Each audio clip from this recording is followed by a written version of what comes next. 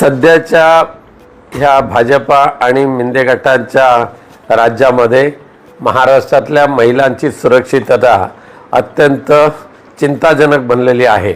संपूर्ण महाराष्ट्रातल्या प्रत्येक जिल्ह्यामध्ये दररोज एका ना एका महिलेवर अत्याचार होतोय, त्यांचा हत्या केली जाते, बलात्कार केला जातोय आणि जे स्वैराचारी लोक आहेत त्यांना आता कायद्याची भीती राहिलेली नाही आणि म्हणूनच आज महाराष्ट्रातल्या महिला अत्यंत असुरक्षित राहिलेल्या आहेत आणि त्यांचं रक्षण करण्याची जबाबदारी ज्या सरकारवर आहे ते मात्र बेफिकिरी वृत्तीने वागतायत। आता आजच्याच वर्तमानपत्रामध्ये फ्रंट पेजला सर्व महिलांच्याच हत्यांच्याच बातम्या आहेत। कवठीला हत्या खून झाला, ओसरगावला महिलांची हत्या झाली, सगळीकडे हत्या सत्र एवढं मोठ्या प्रमाणात चालू आहे।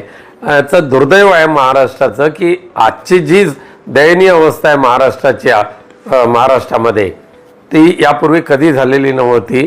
कारण याचं कारण असं आहे की भ्रष्टाचारी राज्यकर्ते जे आहेत हे त्यांचा प्रशासनावर वचक राहिलेला नाही आणि म्हणूनच आज सिंधुदुर्ग जिल्हा असेल किंवा रत्नागिरी जिल्हा असेल हा गोवा बनावटीची दारू म्हणा किंवा ड्रग्ज म्हणा यांच्या पूर्ण जाळं विणलं गेलेलं आहे आणि त्याच्यातून ह्या जिल्ह्यांची सुटका करणं एक आव्हान पोलिसांसमोर आहे, पण ते दुर्दैवाने अपयशी ठरलेले आहेत। त्यांची नेहमीची ती स्टंटबाजी आहे ती।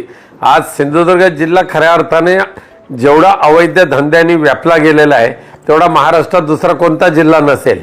गोवा बनावटीच्या दारूचे तर सिंधुदुर्ग जिल्हा म्हणा किंवा अत्यंत दोडामार्गपासून ते खारेपाटणपर्यंत ड्रग्सच्या एवढ्या मोठ्या प्रमाणात तस्करी होते, पण आपले पालकमंत्र्यांनी केवळ डरकाळ्या फोडायच्या पण प्रत्यक्षात कारवाई काय होत नाही। हे जे बाडगे आहेत हे असंच म्हणजे इतर पक्षातून कोणाला ना कोणाला घ्यायचं आणि आपला पक्ष वाढवायचा ह्याच त्यांचा धंदा आहे। वैभव नाईकांसारखा निष्ठावंत आणि कडवट शिवसैनिक ह्या भरत गोगावलेंसारख्या गद्दारांच्या तावडीत सापडणार नाही याची आम्हाला खात्री आहे।